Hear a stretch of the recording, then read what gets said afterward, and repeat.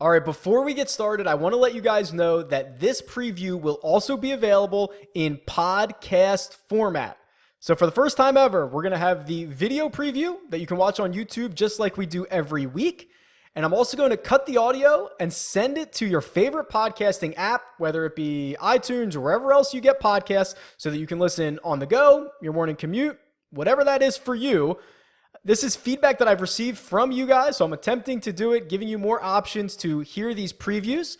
I've never asked you to subscribe or like anything before in the past, but I ask you, please do go subscribe to the DFS On Demand podcast so that you get a notification when a new episode is released, and I hope you guys enjoy. Now on to the picks.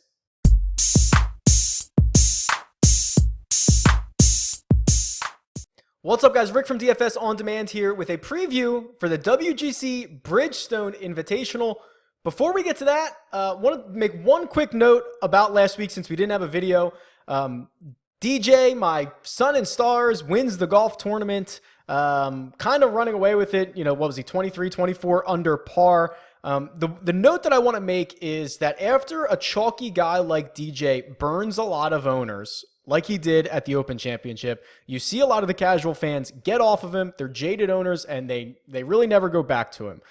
It's probably the most exploitable thing in DFS golf. Now, it was a weak field, so DJ was still, I don't know, something like 25% owned, but it could have been a lot higher than that if he makes the cut at the Open Championship, makes a run at it, doesn't burn a lot of his owners. So it is...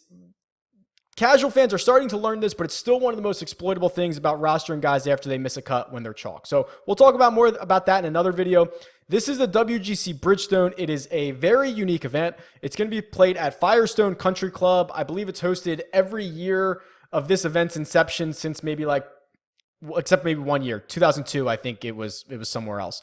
But we have a lot of great tournament history. Remember, there's only 73 players in the field, and it's a no-cut event. So barring withdrawal, disqualification, whatever that might be, these guys are going to play 4 rounds. So we'll talk more about that and some strategy around it. But let's jump into this and look at this week's cheat sheet, which, if you're unaware, is available on dfsondemand.com, as with the rest of these tools that we are going to look at here today. So what do we do? 6 guys over $10,000, led by Dustin Johnson at $11,700. No surprise that he's the most expensive player on the slate. And I tweeted this stat out, but just to kind of give you an idea of what DJ has done when he's priced over $11,500. Basically 2 wins, a second, a third, and I think 2 16th place finishes. The guy is elite chalk at the top, but I think there's a lot of other great options here. So if we look at some potential, pivots down here, some guys that we can move towards instead of DJ, Justin Rose pops out like crazy at $10,700. He's almost equal to DJ in most categories. So just talking about lead-in form, Justin Rose, a second place at the Open Championship, a 10th at the U.S. Open, a 6th at, the Memorial, and then a first place, a win at the Fort Worth Invitational. Those are the last 4 PGA Tour events that Justin Rose has played. He's been a little bit volatile here at the Bridgestone, but he has a 3rd, a 4th, and a 5th, all in the last 6 years. So he's been knocking down the door of a victory. He has not hoisted the trophy yet here, but seems certainly primed to do so. When we get to course horses, I'm going to flip over to that tab right now. When we get to course horses, Rory's really the guy who destroys Firestone. We'll talk about it a little bit, but it's a very demanding driving course. Strokes gained off the tee is going to be a very important stat, and Rory fits that mold. He has, 5 top 10s in his 7 career starts here, including a win back in 2014. So Rory, as far as other 10K guys go, if you want to stay away from DJ, Rory's there, Justin Rose is there. You can really make a case for a lot of these guys. Tiger finally showing us he can make enough birdies to contend in one of these events, but I'm a little concerned that he's going to have to whip out the driver again this week. He's not going to be able to hit 3-iron off of every tee and have it run out to 330 yards. He's going to have to pull the big stick, and that has me a little bit concerned. All right, what do we do outside of 10K? There's a few. So when you have a field of 73 players and they're all the best players in the field, you really have to soften the pricing a little bit so that you can roster 6 of these guys. So this 9K, 8,000 and 9K, $9,000 range, 9,500 is full of excellent values. We'll talk about a few here, but Tommy Fleetwood on the PGA Tour, a scorching hot player. 6th place last week at the RBC Canadian, 12th at the Open Championship, 2nd at the US Open, and 7th at the Players of the last 4 PGA Tour starts. He's also been playing on the Euro Tour as well. Quietly, it seems very quiet, but he can go so low on any given day. It's like I pull up the PGA Tour app and he shot a 62, and it's like, oh, well, like a ho-hum 62 from Tommy Fleetwood. Big-time birdie maker, big-time eagle maker. Outside of that, Justin Thomas is probably the most egregiously priced player on this slate. So he's $8,800. Sure, he missed the cut at the Open Championship, but we're going to talk about some of his metrics later, and we're going to look at his odds to win this event, and it's going to be something like 25-1, and his peers are nowhere near those good of odds to win this. So he's only $8,800. He's only played the Bridgestone, the WGC Bridgestone twice, 28th and the 33rd, which is a little uninspiring, but JT, absolutely the skill set to go low here. And then I think we get 2 other pretty unique options down here in the mid 8,000s. Bubba Watson, who I'm going to show you a graph in a second. We're talking about no cut events, but Bubba Watson has a really good track record here at the WGC Bridgestone at Firestone. No worse than a 17th place finish in any of his last 3 starts here. 2nd place finish in 2015. He won the Travelers, which was 4 starts ago. He had a 13th at the Greenbrier. He's missed 2 cuts since. I'm thinking that is going to drive his ownership down. I think you get Bubba at a pretty good premium this week. And another guy I think you get a pretty good premium is Hideki Matsuyama, who's the defending champion. So when we go and look at the tour stats and the correlated stats, Matsuyama is going to pop up quite a bit. But missing the cut at the Open, which was really all because of I think it was a triple or a quad he took on 18 on Friday. He was well within the cut line. I think he took a 7 on 18 at the Open Championship, missed the cut on the number. He was like 99% to make the cut before he started that hole. Drops out, and it was, it was bad, right? So one bad hole forces him to miss the cut. Just to give you some kind of perspective, Justin Rose made the cut on the number at the Open Championship and ended up finishing 2nd. So just kind of a little anecdote for if you can get through the cut, if you can survive, you can go low and run up a leaderboard. So very unfortunate for Matsuyama owners at the Open Championship. All right, I'm going to move on to a different tool here, but just very, very quickly, I'm going to shout out a couple of names that I think are interesting. We'll talk about Zach Johnson, who's a really good value at $8,100 with his course history. Xander Schauffele continues to show up in these very, very tough field events or very, very tough course events. 2nd place at the Open, 6th place at the US Open, 2nd at the Players, just like the 3 most difficult fields and courses he's played in this year, showing up on all of them. Charlie Hoffman always seems underpriced. He checks in at $7,500 this week.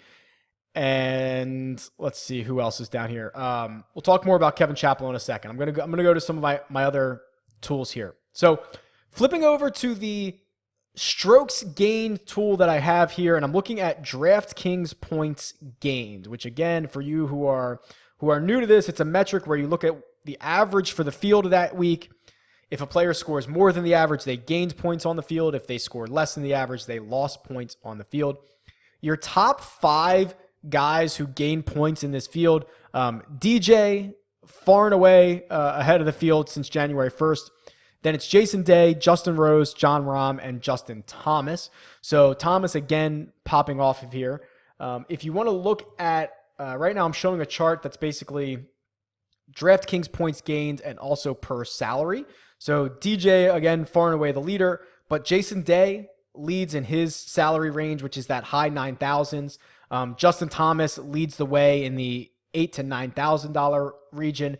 And then you get down to Phil Mickelson and Emiliano Grillo, who we've talked about a bit in the past here, down in the $7K range, $7,500 range. Those guys lead the way.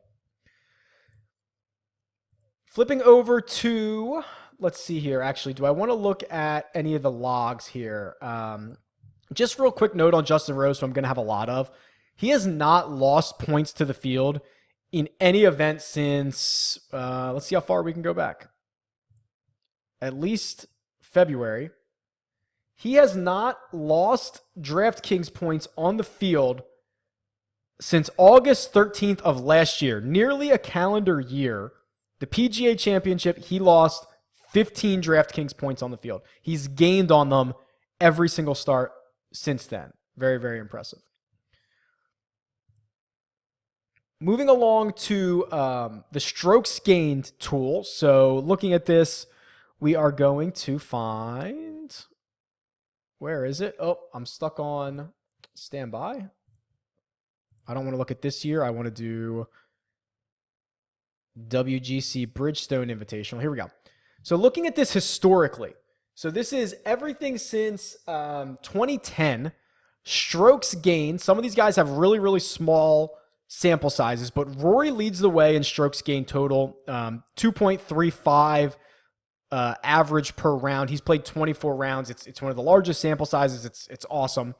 Then you get a few of the smaller sample sizes, right? So Hadwin had a really good stretch last year. He's actually second on this list. And then you get Kevin Chappell, who I want to talk about.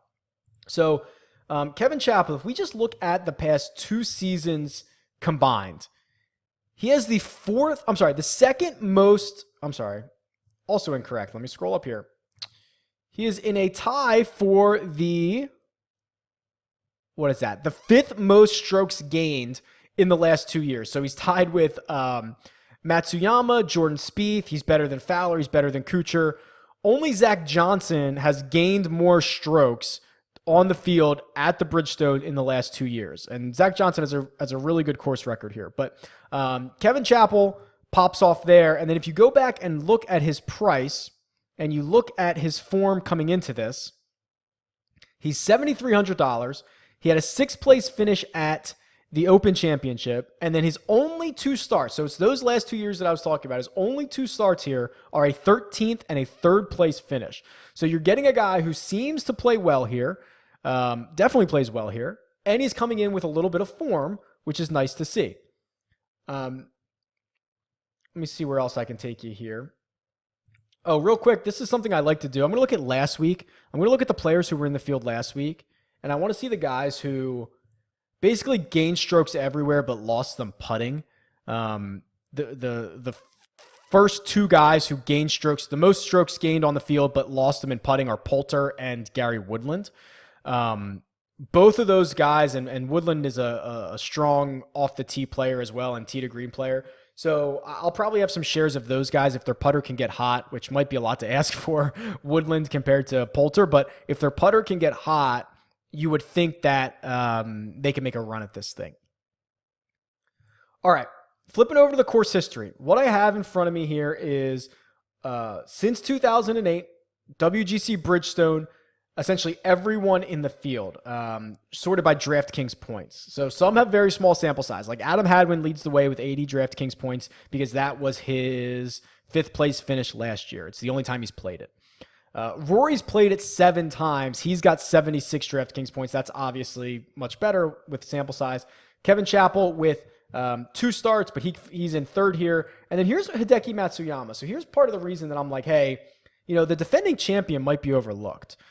He's played it 5 times. He's got 3 top 20s. Obviously the win last year. And I don't know. I just think he's going to be really low owned. And he was obviously playing well. He was going to make the cut outside of one really bad hole. Like, there's different ways that you can make cuts. You can punt the entire tournament away, or you can have one really bad hole.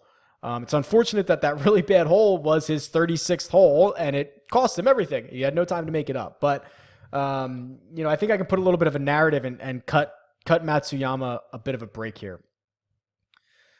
Also, what I want to do, because this is something I think is worth it, I'm going to expand this to other no-cut events, right? So I'm going to throw all the WGCs in here, and then I'm going to do the Tournament of Champions, Century, SBS, and Hyundai.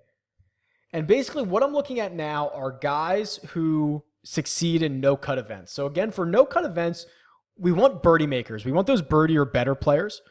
You get 4 days of them. DraftKings scoring is so heavily involved in it. They're never really out of it. You want someone who can go low. So looking at guys who succeed in no-cut events, and again, some of these are very small samples. DJ leads the way. Spieth is number 2. Then it's Rahm. But Justin Thomas, $8,800. Again, this number is just too low. 10 starts in these no-cut type events. He has, averaging 83 DraftKings points. He has a win, which was the Tournament of Champions. He has a second place and a 5th at the WGC Mexico. Basically no worse than a 35th in any of his 10 starts in these events, and it's probably because of that ability to go low. He's always in a lot of these tournaments. And then Bubba was another guy that keeps popping up. Usually really good off the tee. I'm obviously I don't love the fact that he's missed 2 cuts in a row, but I'm wondering what that does to his ownership. But 26 starts in no-cut events, and he has a win. 1, 2, 3, 4, 5, 6, 7, 8, 9 out of 26. A third of his starts, more than a third, top 10s. Actually, 11 of his 26 starts have been top 10s in these fields. And, I think you get him at a really good price. What did we say his price was? $8,500? Yeah. That's probably a dead zone. I wonder what that $8,500, $8,400 range is going to look like. Because you can go to Patrick Reed at $8,300. You can go down to Zach Johnson at $81,000. Tony Finau at $8,000. You can go up to JT at $88,000. I'm thinking that's kind of a dead zone where Matsuyama and Watson exist there. Okay. If we move this over to, the correlated stats. So if you're new to this, what I've done is I've run a regression model for DraftKings scoring versus the last 8 years of PGA Tour stats, and it comes out with some really interesting things here. So SDFA, which is strokes differential field average, I think it is extremely important this week because it's a very difficult field, right? It's a top-notch field, so you want guys that succeed better in tough fields as opposed to just beating up on worse fields, right? Or guys that always play difficult tournaments like a Tommy Fleetwood compared to Patton Kizzire, who I think is also in this field, kind of taking advantage of those weaker events. So DJ and Justin Rose, 1 and 2. There's only 3 guys over a 2.0, 2 strokes gained on the field here. It's Johnson, Rose, and Stenson. And then, you round out the next few guys with Jason Day, who I was interested in the last time he teed it up. I still think he's a viable option, but you get Tommy Fleetwood, who's $600 cheaper than Jason Day, $9,200. Then you get Justin Thomas and Paul Casey to round out that top 6. Birdie or better, this is where you start to find some values. And guys that play 4 rounds are going to be interesting. So this opens up some value. For example, Phil Mickelson, 3rd best birdie or better average in this field. He's only $7,400. One of the cheaper guys in the field here. You're going to have to stomach the bogeys, right? But you're going to get a lot of birdies. He's $7,400. You get Bryson DeChambeau at $7,800. Those are some really good values. Pat Perez playing a lot better recently. He's $7,000. Those are the values that pop up here when you know you're going to get 3 rounds out of everybody. And then strokes gained off the tee. Let's see here. Oh, there were some strokes gained off the tee guys that provide some value. So Woodland, Brendan Steele, and Luke List are all top 6 players. None of them more than $7,200. So talked about it. I think Woodland's probably the best play out of that range just because he does, he's played well recently. Looks good at the first couple rounds at the RBC Canadian Open. And then no surprise that you get just Dustin Johnson and Jon Rahm, who are, elite strokes gained off the tee players. But here's Bubba Watson. Another reason to like him here. He plays well in these no-cut events. This is a highly correlated stat. You get Bubba, who's the 3rd best here at only $8,500. Bogey avoidance popped up as well. Again, going to probably need to go pretty low here. Going to need to avoid these bogeys. It's all the guys that you would expect. Top 5 being Stenson, DJ, Justin Rose, Ricky Fowler. And then Webb Simpson pops himself up here at $7,600. I'm a little bit concerned that Webb's not long enough. I'm a little bit concerned he doesn't make enough birdies. And I'm a little bit concerned that he's actually losing a smidge of a stroke off the tee. Very, very similar to Matt Kuchar in this range. Actually, their stats kind of match up quite a bit. I don't know if I'd prefer one over the other, but I have concerns about both of them. Zach Johnson also pops up here as well. He's a top 10 guy at avoiding bogeys. And then the last one was actually strokes gained approach, which is not a stat that we've seen pop up here in quite some time. It's a par 70, so it makes a lot of sense. Stenson number 1, and then you get Tiger Woods. So obviously, I think I mentioned it earlier. I love what he's doing with his second shots, but I'm a little bit concerned that he's going to have to pull the big stick a lot this week. If he can figure that out, yeah, sure. He's proven a lot over the last couple weeks, but I'm not sure this is a really great fit for him.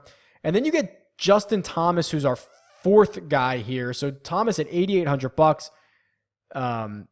gaining strokes off the tee, fourth in this field in strokes gained approach. He's actually tied for third with Paul Casey.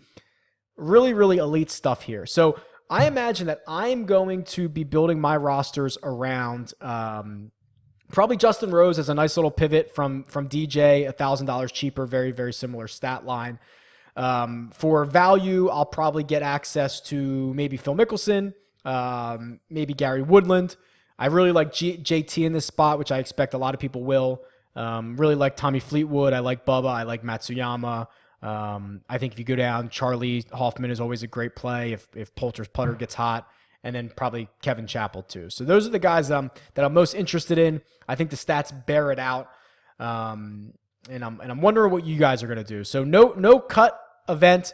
Let me know what you guys do with these no cut events, who you're willing to roster that you might normally not be willing to roster. You can tweet me. It's at DFS On Demand, or leave a comment below. Talk to you guys soon. See ya.